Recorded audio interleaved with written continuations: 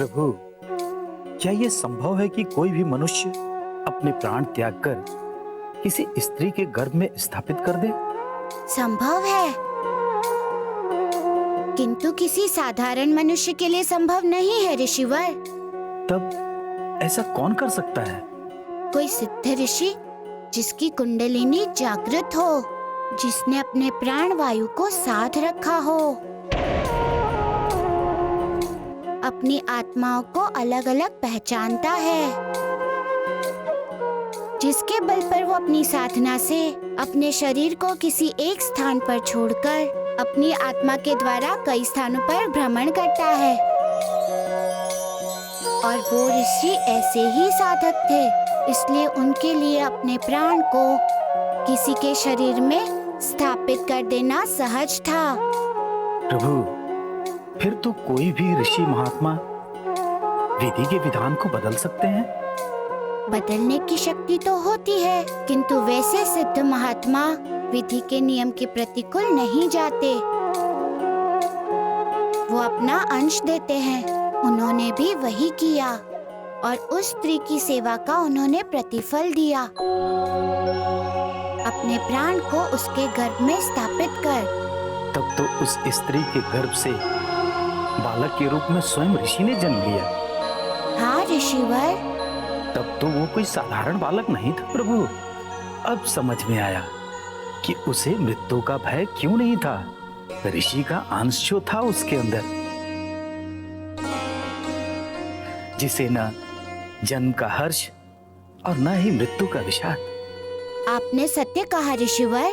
बालक के रूप में ऋषि का ही जन्म हुआ था। प्रभु, जब स्वयं ऋषि ने उस स्त्री के गर्भ से जन्म लिया था तो वो दुखी और इतनी चिंतित क्यों थी? उसे तो प्रसन्न होना चाहिए था। ऋषिवर, क्योंकि वो माँ थी ना। कैसे नहीं चिंतित होती, कैसे नहीं दुखी होती। उसके पुत्र की आयु मात्र 11 वर्ष की तो थी, क्योंकि उतनी ही आयु ऋषि की शेष थी जिसे उन्होंने उसे दिया था। और वो 11 वर्ष उस संध्या को पूर्ण हो रहा था, माता और पुत्र के सानिध्य का अंतिम वर्ष। और यही कारण था उसके धर्म के विलाप का। किंतु सदैव हमें इस बात का भय रहता था कि 11 वर्ष पूर्ण होते ही हमारा पुत्र हमसे बिछड़ जाएगा, उसकी मृत्यु हो जाएगी और अंततः। ऋषिवर, पहले तो मैंने स्त्री के जीवन की रक्षा के लिए उसके पुत्र के जीवन की रक्षा का वचन दिया था, किंतु उन दोनों के बीच की दुर्लभ स्थिति को देखकर मेरे वचन ने और भी दिव्यता प्राप्त कर ली। मैंने मन ही मन ये प्रतिज्ञा की कि अब चाहे कुछ भी हो जाए, मुझे उन दोनों माता और पुत्र के प्रेम को किसी भी परिस्थितियों में मृत नहीं होने देना है। मुझे उस पुत्र के जीवन की रक्षा प्रतिकूल परिस्थितियों में भी करनी होगी। किंतु प्रभु, नियति के अनुसार तो उस बालक की आयु समाप्त हो रही थी, उसकी मृत्यु निश्चित थी। फिर भी आपने उसकी आयु की रक्षा का अटल निर्णय ले लिया। ऋषिवर, ये सत्य था कि विधि के विधान के अनुसार उस बालक की मृत्यु निश्चित ही थी, किंतु प्रेम और सार्थक प्रयास विधान से बढ़कर होता है। प्रेम का अर्थ ही विस्तार है। जब नीति, नियम, बंधन, विधि विधान सब पीछे छूट जाते हैं, तभी प्रेम का जन्म होता है। अब बात केवल उस बालक के जीवन की रक्षा की नहीं थी, अब बात थी माता पुत्र के प्रेम की रक्षा की। प्रेम सूत्र से उन दोनों का जीवन इस प्रकार बंधा हुआ था कि अब मृत्यु के लिए भी असंभव था उन दोनों के प्रेम सूत्र को तोड़ देना। क्योंकि जब भी किसी के बीच इतना प्रेम अथवा वात्सल्य हो तो वहाँ तो प्रभु का वास हो जाता है, और जहाँ प्रभु बसते हैं वहाँ उनकी अनचाही मृत्यु भला कैसे आ सकती है। इसलिए दो प्रेमी जनों को अलग कर पाना मृत्यु के भी वश में नहीं होता। और इसीलिए मैंने निर्णय किया कि मैं इस बालक के जीवन के लिए स्वयं साक्षात यमराज से बात करूंगा। किंतु मेरे इस संकल्प से देवराज इंद्र क्रोधित हो गए। क्यों प्रभु? क्योंकि ब्रह्मा जी के द्वारा उन्हें विधि के विधान के रक्षक जो नियुक्त किए हैं, उनके विधान में मेरा प्रयास एक और आप उस बालक के प्राणों की रक्षा के लिए कटिबद्ध थे, वहीं इंद्रदेव समय से पहले ही उसकी मृत्यु के लिए आतुर थे। ये कैसा विरोधाभास था प्रभु? ये विरोधाभास तो अवश्य था ऋषिवर, किंतु वो अधर्म के मार्ग पर नहीं थे। ऐसा करने के बाद भी वो अधर्म के मार्ग पर नहीं थे? नहीं, अपितु हम दोनों ही अपने अपने धर्म के मार्ग पर थे। प्रभु, जब आप दोनों अपनी अपनी जगह अपने अपने धर्म के मार्ग पर थे, फिर ये विरोधाभास कैसा? मैं इस गूढ़ रहस्य को समझ नहीं पा रहा हूँ प्रभु। कृपया कर हमें इसके बारे में समझाएं कि ऐसी विकट परिस्थिति में मनुष्य अपने धर्म का चयन कैसे करे। मैं समझाता हूँ ऋषिवर। इंद्रदेव का धर्म था विधि के विधान की रक्षा करना, क्योंकि वो ब्रह्मा जी के द्वारा समस्त देवताओं के प्रतिनिधि के रूप में इसी की सुव्यवस्था में नियुक्त हैं। एक बहुत बड़ा उत्तरदायित्व है इस सृष्टि के सुचारू रूप से संचालन का। वो केवल देवताओं के ही राजा मात्र नहीं हैं, संसार में नियति के चक्र को चलायमान रखने के संचालक भी हैं। मनुष्य के धर्म अधर्म के कर्मों के आधार पर उनके सुख एवं कर्मों की व्यवस्था करने वाले हैं। मृत्यु के उपरांत मनुष्य को उसके कर्मों के आधार पर स्वर्ग का सुख या वरना नरक का दारुण दुख प्राप्त होता है, किंतु इसके अतिरिक्त उसे अपने कर्मों का दंड अपने जीवन काल में भी भोगना होता है। उसके कर्मों के आधार पर भी उसकी आयु, उसका जीवन, मृत्यु और सब कुछ निर्धारित होता है। और इस सब का उत्तरदायित्व देवताओं के राजा होने के कारण इंद्रदेव का ही है। देवताओं के राजा होने के कारण इंद्रदेव का ही है। वो इस बात का पूर्ण ध्यान रखते हैं कि विधि का विधान किसी भी स्थिति में खंडित ना हो। अब उस बालक को जीवित करना चाहे कितना भी न्याय संगत या आवश्यक क्यों ना हो, विधि के विधान का उल्लंघन तो था ही, इसलिए उनका मुझे रोकना अथवा कोपित होना धर्म संकल्प ही था। प्रभु, स्पष्ट हो गया विरोधाभास का कारण।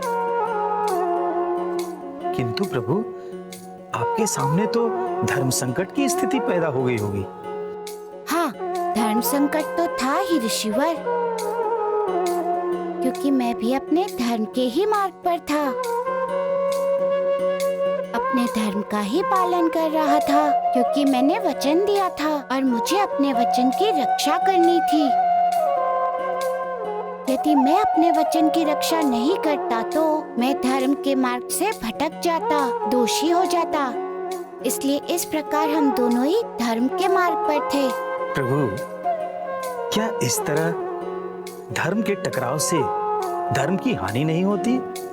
ऋषिवर, दो अलग अलग धर्मों का ये टकराव नहीं होता, किंतु बंधन होता है। और धर्म के ऐसे बंधन से ही धर्म के ग्रंथ में एक नए सोपान जुड़ते हैं, जिससे धर्म का संकट भी और निकट होता है। पूर्णतः समझ गया प्रभु, लेकिन आगे क्या हुआ? आगे इंद्रदेव उस बालक के निश्चित समय से पूर्व मृत्यु के लिए यमराज के पास आ गए। यमराज के पास? ऐसा क्यों प्रभु? क्योंकि यदि उन्हें आशंका थी कि यदि मुझे थोड़ा सा भी समय मिला तो मैं उस बालक के प्राण की रक्षा करने के लिए सफल हो जाऊंगा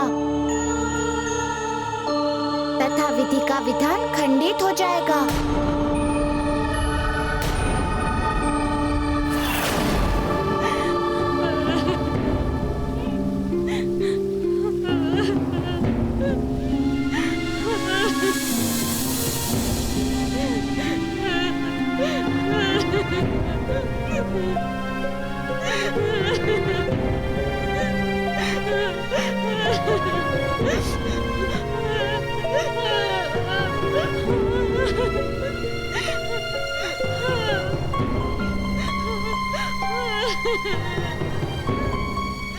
संध्या होने को आई। मेरे गुरुदेव के अस्त होने का समय। उनके अस्त होते ही इस बालक की आयु समाप्त हो जाएगी। क्या होगा अब? क्या करूं मैं? मारुति, तुम्हारा प्रण पूर्ण नहीं होगा। देखो, मेरे पुत्र के प्राण निकल रहे हैं। अब तो सूर्य भी अस्त होने को है।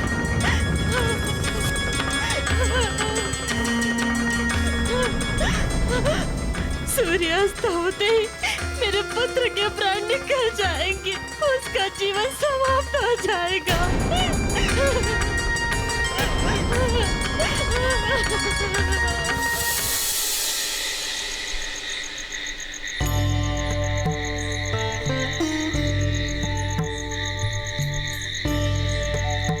हे माता अंजना, हे पूज्य पिता केसरी, मैं आपका पुत्र मारुति आपको प्रणाम करता हूँ। गुरु सूर्यदेव, आपको भी मैं प्रणाम अर्पित करता हूँ। हे परम पिता ब्रह्मा, आप भी मेरा प्रणाम स्वीकार करें।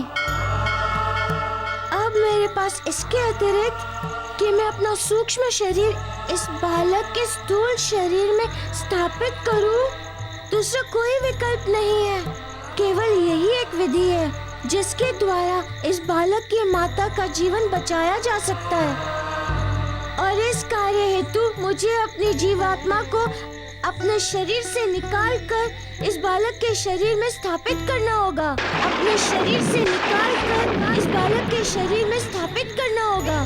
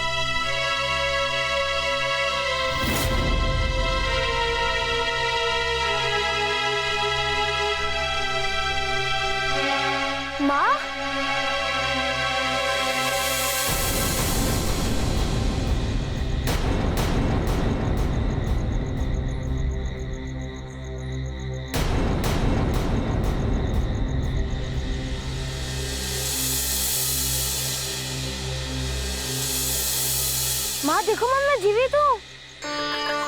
पुत्र, पुत्र,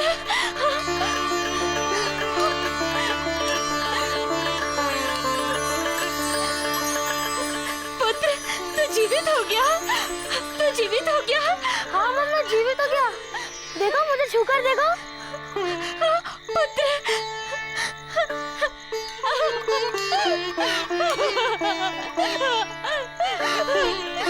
परंतु ये चमत्कार हुआ कैसे? और वो वानर बालक गया कहाँ?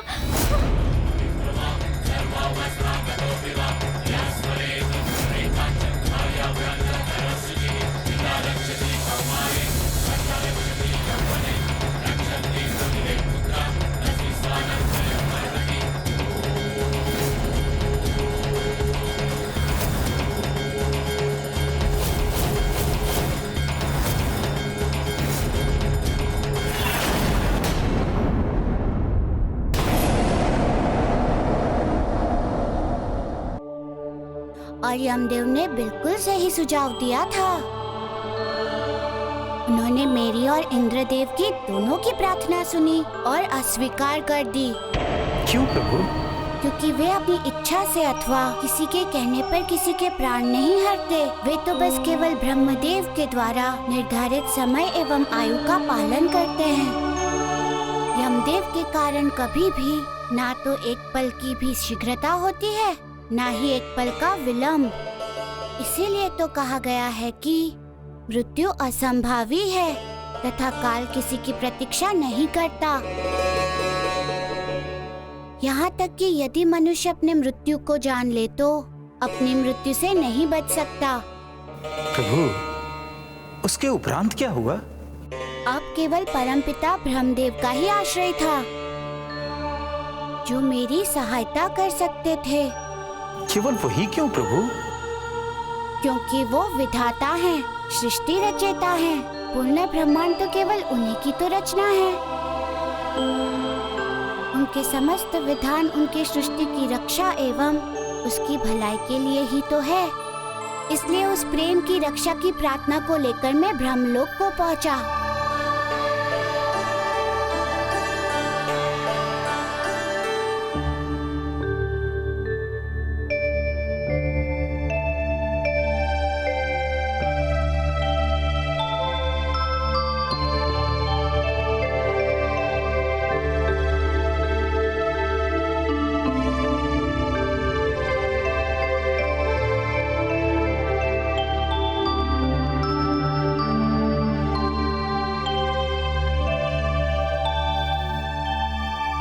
प्रभु, परमपिता ब्रह्मदेव ने उस बालक के जीवन रक्षा के लिए आपकी की गई प्रार्थना को अस्वीकार कर दिया। इससे मेरा मन और मस्तिष्क दोनों नहीं समझ पा रहा है कि उन्होंने ऐसा क्यों किया। विधाता और मनुष्य का कोई संबंध नहीं है। विधाता मनुष्य के नियति के निर्माण के पश्चात क्या पूर्णतः मुक्त हो जाता है? प्रभु, यदि ऐसा है तो मनुष्य को विधाता के हाथों की कठपुतली क्यों कहते हैं? प्रभु, मैं दुविधा में पड़ गया हूं। कृपया मेरा मार्गदर्शन करें। ऋषिवर, परमपिता ब्रह्मदेव के द्वारा रचित इस सृष्टि का कथन है कि स्वतंत्र कर्ता अर्थात जीव या मनुष्य अपने कर्मों में सफल रहे, क्योंकि ईश्वर की व्यवस्था भी परतंत्र है। क्योंकि ईश्वर भी स्वयं अपनी व्यवस्था के अधीन है। सृष्टि के रचयिता ब्रह्मदेव सर्वशास्त्री भी हैं तथा सम प्रकार के स्वाभिमान भी। फिर भी वो अपनी इच्छा से कुछ भी करने के लिए स्वतंत्र नहीं है। उन्हें भी अपने द्वारा रचे विधान का पालन करना होता है। इसलिए उन्होंने इस बालक को जीवन दान देने से मना कर दिया। ओह, तो ये थी उनकी व्यवस्था। हाँ ऋषिवर, आइए चलिए।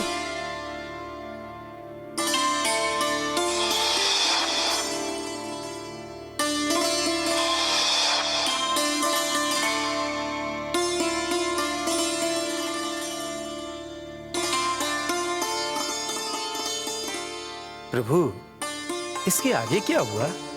मेरे सम्मुख भी एक जटिल स्थिति उत्पन्न हो गई। क्योंकि संध्या होने में कुछ ही समय शेष था। उस बालक के प्राण एवं माता को दिया गया मेरा वचन दोनों ही संकट में थे। क्या होगा और क्या नहीं होगा उसका तीव्र चक्रवात मेरी आंखों के सामने दिखाई देने लगा।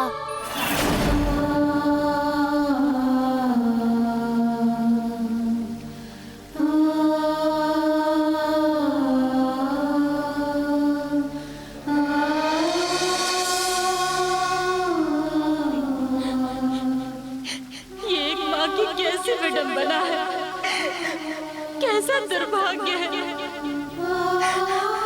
कि वो अपने गर्भ में एक अति सूक्ष्म बीज रखकर एक संपूर्ण संतान का गठन करती है, उसे जीवित धरती पर जन्म भी देती है, लगता था जब वही पुत्र संसार छोड़कर जा रहा हो तो क्या उसे दोबारा प्राण नहीं दे सकती, उसकी मृत्यु को टाल नहीं सकती।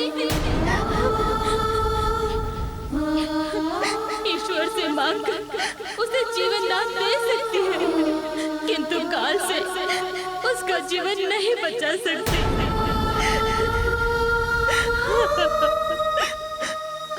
अपितु काल से तो कोई भी किसी को नहीं बचा सका है। जब एक माँ मृत्यु से अपने पुत्र को नहीं बचा सकी तो दूसरा कोई क्या बचाएगा।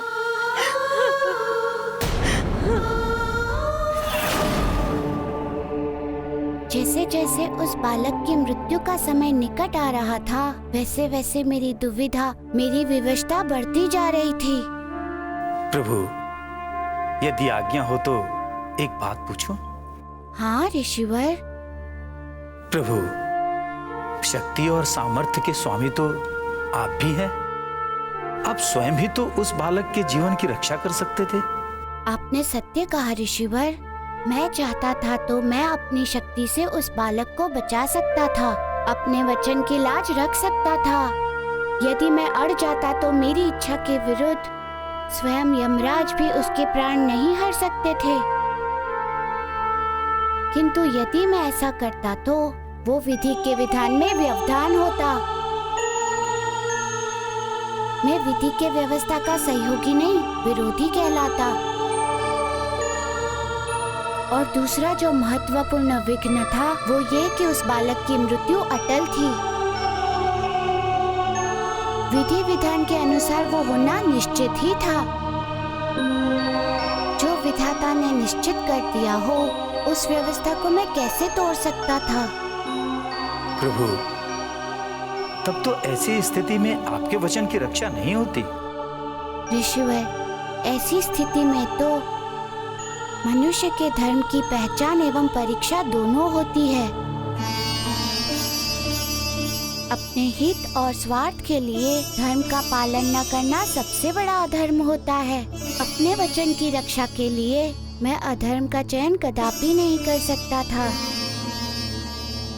हमें ये नहीं भूलना चाहिए कि हम अपने कर्म में स्वतंत्र हैं, किंतु हम विधि के विधान की व्यवस्था से बंधे हुए हैं।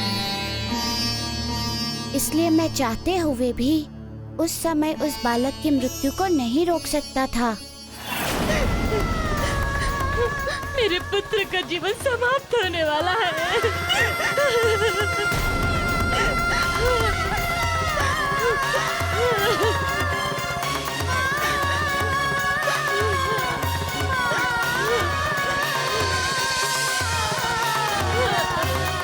समझ नहीं आ रहा है कि मैं इस बालक के जीवन को कैसे बचाऊं। क्या वास्तव में मेरा दिया हुआ वचन विफल हो जाएगा? नहीं, मैं ऐसा कदापि नहीं होने दूंगा।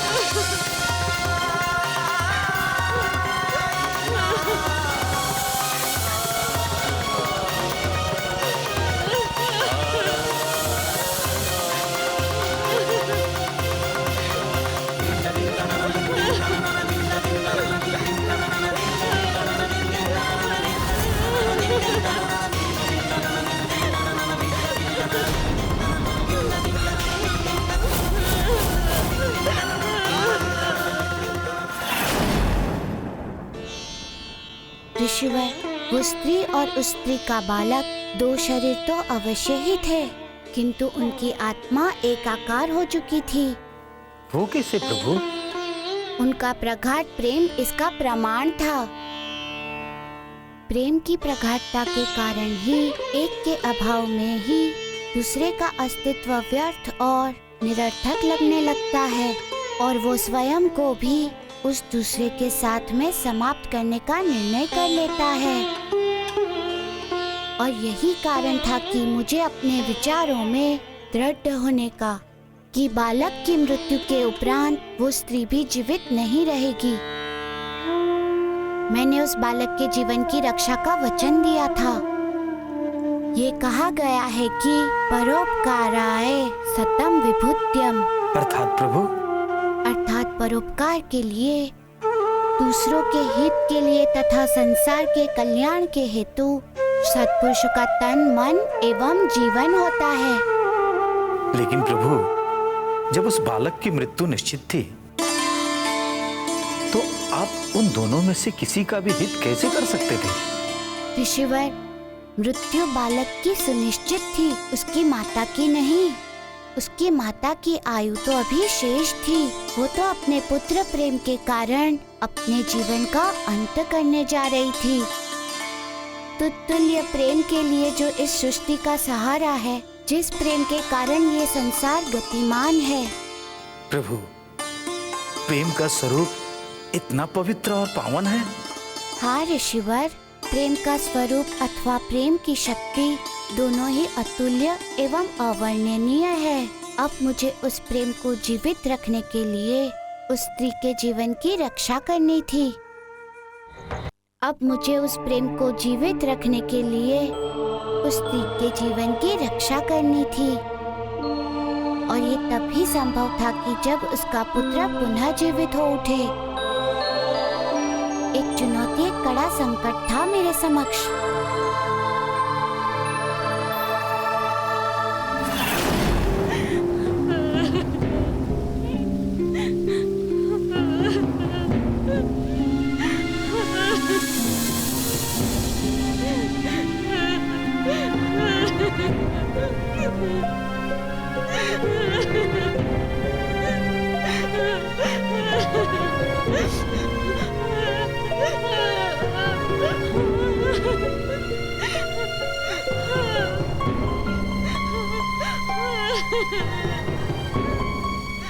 संध्या होने को आई।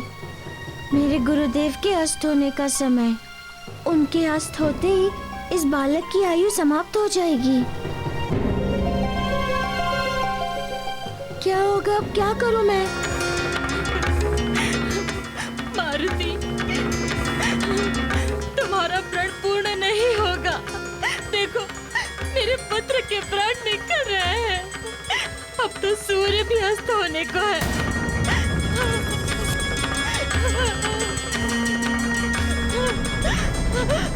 सूर्यास्त होते ही मेरे पुत्र के प्राण निकल जाएंगे। उसका जीवन समाप्त हो जाएगा।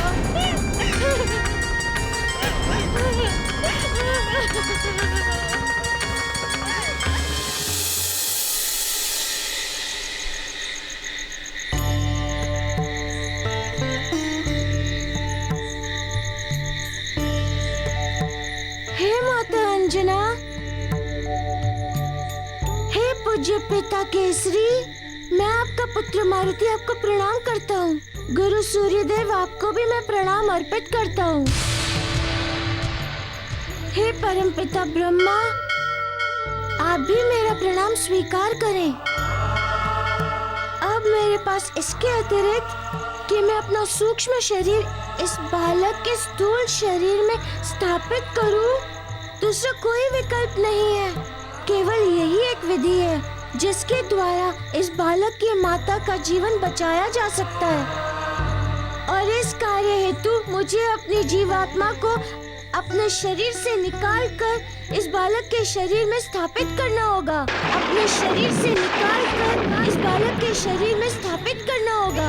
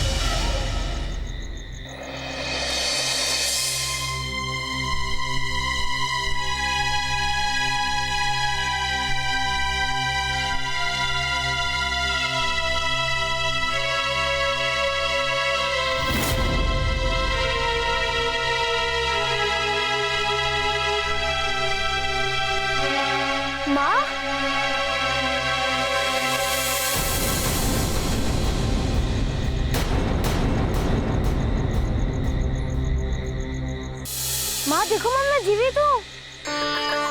पुत्र, पुत्र,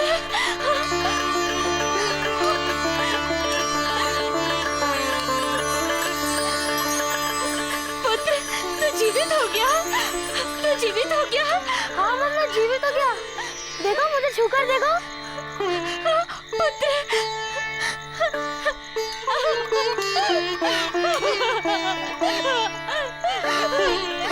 परंतु ये चमत्कार हुआ कैसे?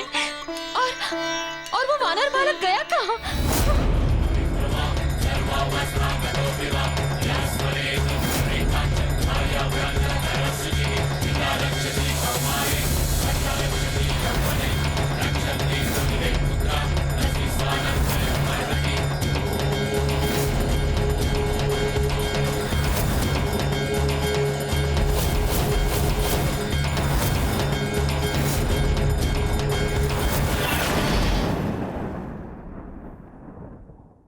प्रभु, उसे जीवित करने के लिए अपने प्राणों का त्याग कर रहे थे, बल्कि त्याग ही नहीं कर रहे थे, अपने जीवन का दान दे रहे थे। धन्य है प्रभु, आप धन्य हैं। इसके अतिरिक्त मेरे पास दूसरा कोई उपाय भी तो नहीं था ऋषिवर। यदि ऐसा ना करता तो मेरा वचन झूठा हो जाता ना। वचन का झूठा होना अर्थात जीवन का निरर्थक होना, और निरर्थक जीवन जीने का कोई अस्तित्व नहीं होता ऋषिवर। इसीलिए मैंने उस बालक को जीवन दान देने का निर्णय किया, क्योंकि ये तो मैं जानता ही था कि मैं उस बालक की मृत्यु को नहीं रोक सकता था, क्योंकि वो विधि का विधान था। क्योंकि दान तो कोई भी किसी को कुछ भी दे सकता है, इसीलिए मैंने उस बालक को जीवन दान देने का निर्णय किया। जीवन त्यागने का नहीं था मेरा निर्णय, क्योंकि अकस्मात जीवन त्यागना भी दोष है, अपराध है। धन्य है प्रभु, आप धन्य हैं। किंतु प्रभु, आपने जीवन दान की बात सोची कैसे? ये बात अचानक से मेरे मस्तिष्क में तब आई, ये तो मेरे कर्म के द्वारा संभव है। फिर क्या था? मैंने निश्चय कर लिया कि मैं अपना सूक्ष्म शरीर उस बालक के शरीर में स्थापित कर दूंगा। प्रभु, क्या ये संभव है कि किसी की भी आत्मा किसी के शरीर में प्रवेश कर सकती है, वो भी मूर्त रूप में? प्रभु, इस विषय पर मेरा मार्गदर्शन करें।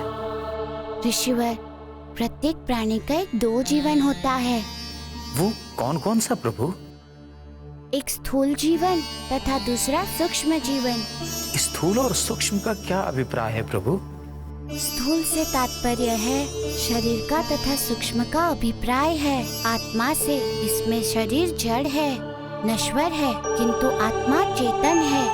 प्रभु, शरीर नाश्वर क्यों है और आत्मा अमर क्यों है? शरीर नश्वर इसलिए है क्योंकि वो पंचतत्व से बना है।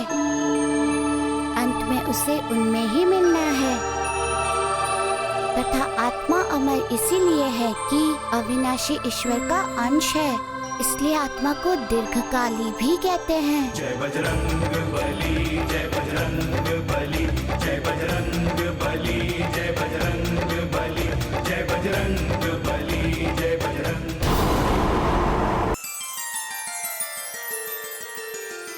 आप धन्य हैं प्रभु। परिणाम की चिंता किए बिना अपने वचन की पूर्ति हेतु अपने सूक्ष्म शरीर को उस बालक के स्थूल शरीर में स्थापित कर दिए। इतना बड़ा त्याग संभवतः न भूतो न भविष्यति। एक अनजान स्त्री के दुख को दूर करने के लिए इतना बड़ा त्याग, अद्वितीय अद्वितीय प्रभु। संपूर्ण संसार आपके इस त्याग के आगे नतमस्तक होगा।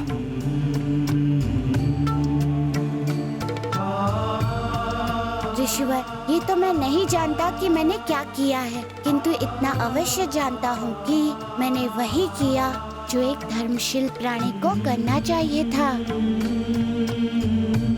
और फिर हमारा जीवन है किस लिए? परोपकार के लिए ही तो है।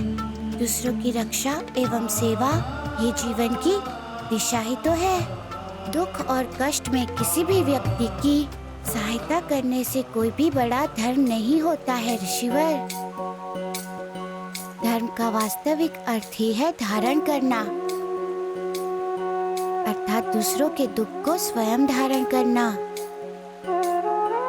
तथा उस दुख को दूर करने के लिए उसी प्रकार प्रयासक होना जिस प्रकार वो स्वयं के लिए प्रतिशील होता है। जिस व्यक्ति का आचरण ऐसा होता है वही धर्मशील प्राणी है ऋषिवर। एकमात्र उसी का जीवन सफल है ऋषिवर। प्रभु, ये जीवन और मृत्यु का भेद क्या है? एक बात समझ में नहीं आती कि परमपिता परमेश्वर मनुष्य को जीवन देते हैं, फिर वापस उनसे जीवन छीन क्यों लेते हैं? जन्म के उपरांत अटल सत्य तो मृत्यु ही है ना? ऋषिवर, मनुष्य कौन है? मनुष्य ईश्वर का ही तो रूप है। इसलिए मनुष्य को ब्रह्म स्वरूप कहा गया है, अन्य किसी को नहीं। उसे जीवन इसीलिए मिलता है कि वो भक्ति और साधना के द्वारा अपने अंतर के खोल में बैठे हुए ईश्वर को पहचान सके, उसे साक्षात्कार कर सके तथा मरण उपरांत मोक्ष को प्राप्त कर परमानंद को भोग सके। परंतु होता है ठीक इसके विपरीत। मनुष्य माया के वशीभूत हो जाता है तथा उसके वशीभूत हो इंद्रिय सुख के मकर जाल में फंस जाता है और अपने प्रमुख उद्देश्य को भूल जाता है। वो भूल जाता है इस सत्य को कि ये सुख क्षणिक है, पानी के बुलबुले के समान, जो मृत्यु रूपी अटल सत्य की हवा के सामने टिक नहीं पाएगी। भूल जाता है वो इस सत्य को कि संसार एक मृग तृष्णा है, एक छलावा है। भूल जाता है वो सब कुछ। इसीलिए ऋषि मुनियों ने कहा है, अत्यंत कठिन ऐसी माया से ऊपर उठो, अपनी आत्मा को देखो तथा सत्य सुख को प्राप्त करो। स्वयं से अभिभूत मनुष्य कहाँ किसी की सुनता है और कहाँ किसी को देखता है। गूढ़ अर्थ को समझना बहुत दूर की बात है। तथा एक बात जानते हैं आप ऋषिवर? क्या प्रभु? यदि विधाता ने मृत्यु के इस अटल सत्य की रचना ना की होती तो मनुष्य अपने शरीर के मोह को कभी भूल नहीं पाता। सांसारिक मोह का पाश इतना सशक्त है प्रभु? हाँ ऋषिवर, इतना सशक्त होता है सांसारिक मोह का पाश कि मनुष्य को वो इधर उधर देखने ही नहीं देता। किंतु ईश्वर की उदारता देखिए ऋषिवर, उसकी विशालता देखिए कि वो मोह में आकर डूबे मनुष्य को मृत्यु के बाद दूसरा जीवन देकर परमानंद के मार्ग पर अग्रसर होने का दूसरा अवसर प्रदान करते हैं और वो नवजीवन उसका नया प्रारंभ होता है। ईश्वर की ओर एक नई श्रद्धा का शुभारंभ होता है। प्रभु, यदि मनुष्य मृत्यु का सत्य समझ जाए तो जीवन कितना सरल हो जाए। मृत्यु से भयभीत होने के स्थान पर मृत्यु का स्वागत करें। इस जीवन और मृत्यु के रहस्य का सार जो छनकर सामने आया है, इससे तो यही प्रतीत होता है कि मृत्यु जीवन का अस्त नहीं बल्कि जीवन का उदय है, जीवन का प्रारंभ है। आपने सत्य कहा ऋषिवर। प्रभु, इतना सब कुछ जानने के बाद आगे भी जानने की जिज्ञासा हो रही है। इसके आगे क्या हुआ प्रभु? आपके इस त्याग का देवी अरुणा पर क्या असर पड़ा? देवी अनिमा को इस बात की कल्पना ही नहीं थी कि मैं अपने वचन की रक्षा के लिए एक स्त्री के दुख को दूर करने हेतु अपने प्राण को न्यौछावर कर दूंगा। मेरे इस कार्य से उनकी आंखों में आंसू आ गए।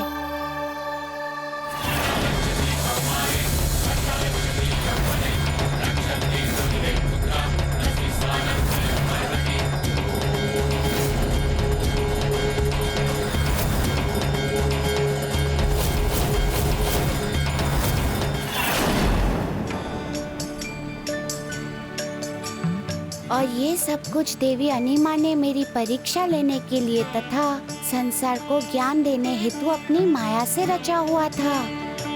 ये सब कुछ देवी अणिमा की माया द्वारा रचित था। हाँ ऋषिवर,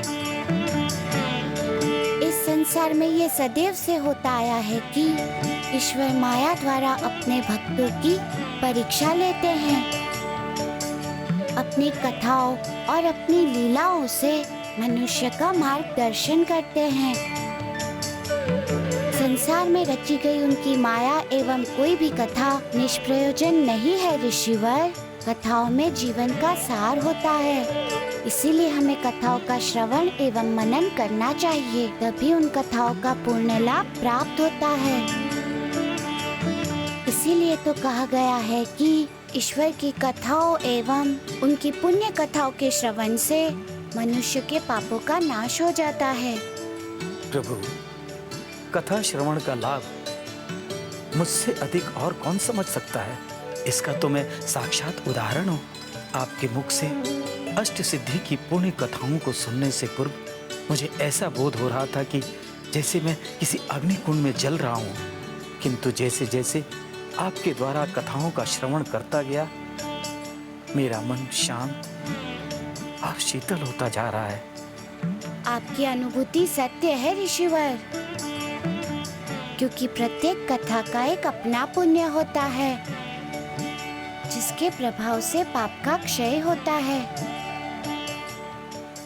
इस अनिमा कथा का पुण्य ये है कि मनुष्य के ऊपर से अकाल मृत्यु का दोष समाप्त हो जाता है।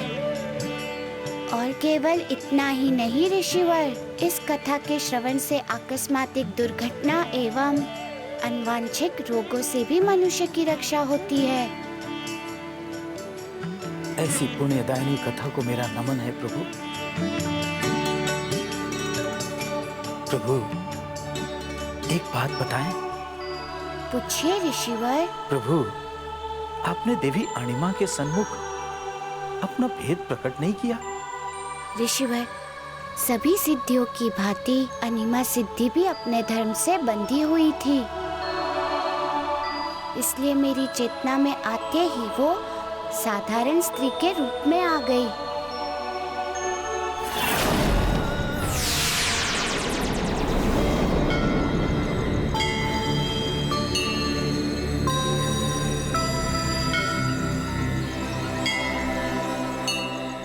मारुति, मुझे समझ नहीं आ रहा है मैं तुम्हें क्या कहूँ।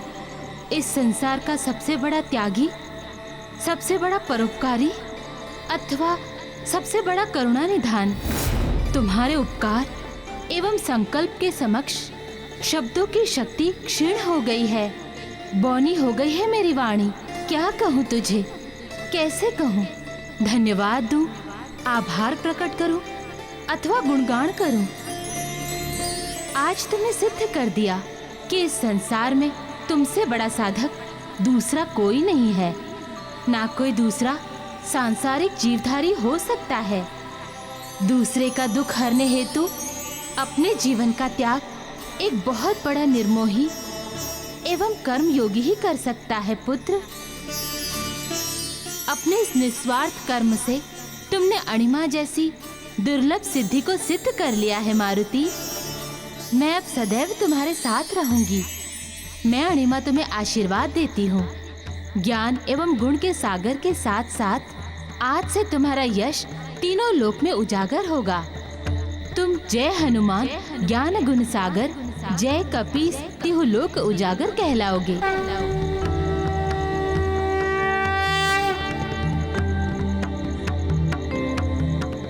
अब मुझे तुम्हारे सूक्ष्म शरीर को तुम में पुनः स्थापित करना होगा मारुति।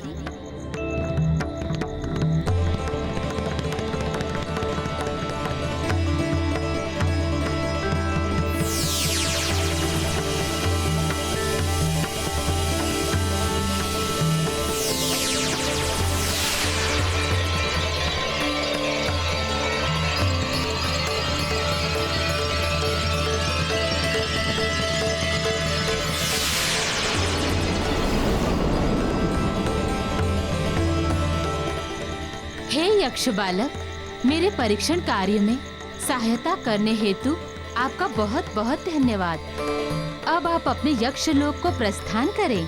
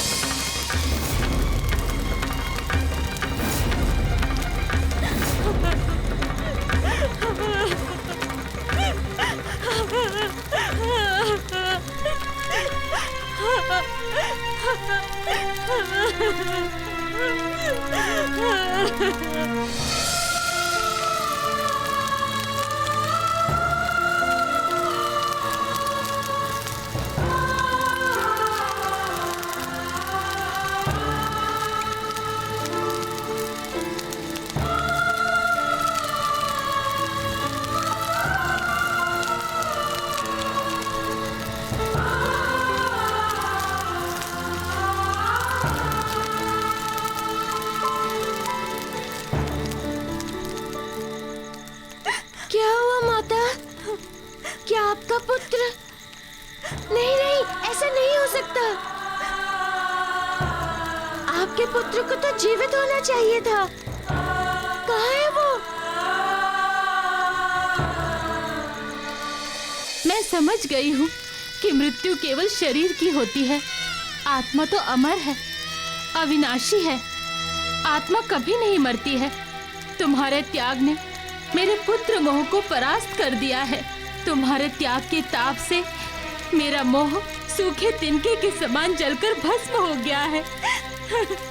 तब आप इस प्रकार क्यों विलाप कर रही हैं माता? क्यों छलक रहे हैं ये आंसू? ये अश्रुधार नहीं है मारुति, ये मेरे श्रद्धा सुमन है जिन्हें मैं तुम्हें अर्पित करूंगी। तुम्हारा ये समर्पण तथा सच्चा प्रेम संसार में दुर्लभ है।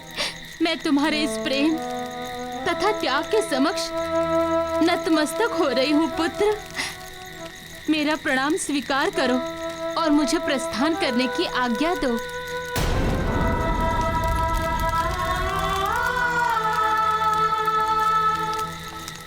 देखो, मैं भी कितनी स्वार्थी हूँ।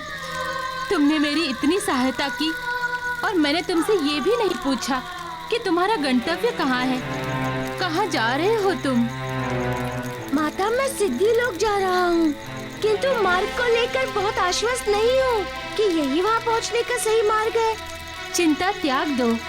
तुम जिस मार्ग पर चल रहे हो वो उचित मार्ग है। तुम्हारी सिद्धि लोक की यात्रा अति शीघ्र पूर्ण होगी। ये एक माँ का आशीर्वाद है।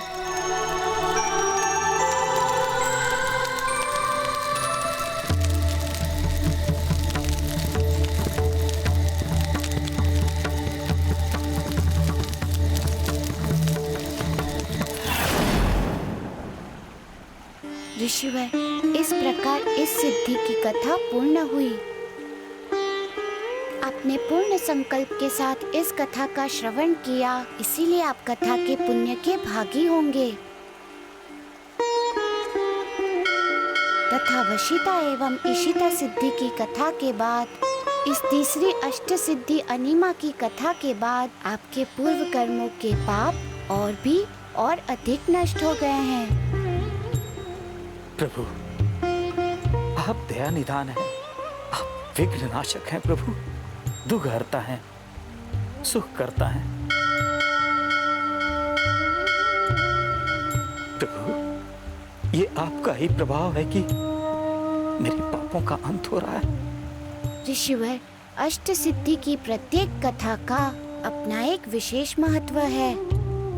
उनमें जीवन के विविध ज्ञान छुपे हैं। अनिमा सिद्धि की इस कथा में त्याग के महत्व को समझाया गया है।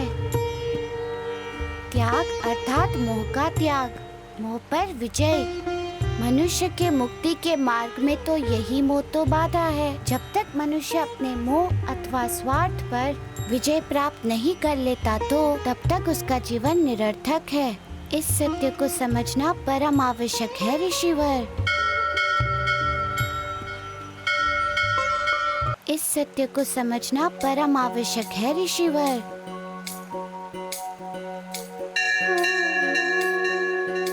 कि मनुष्य का केवल स्वयं के विषय में सोचना उसकी जड़ता है। इसके विपरीत जब वो दूसरों के विषय में सोचता है, संसार के लिए सिद्धांत एवं स्वार्थ का त्याग करता है, तभी वो वास्तव में जीवन में प्रथम बार उस परम पिता ईश्वर को अनुभूत करता है,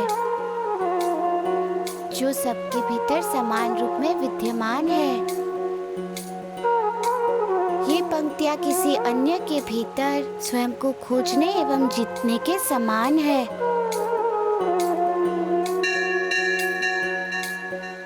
उस स्त्री की सहायता मैं इसीलिए कर रहा था ऋषिवर, क्योंकि उसका दुख सच्चे अर्थ में मेरा ही दुख था।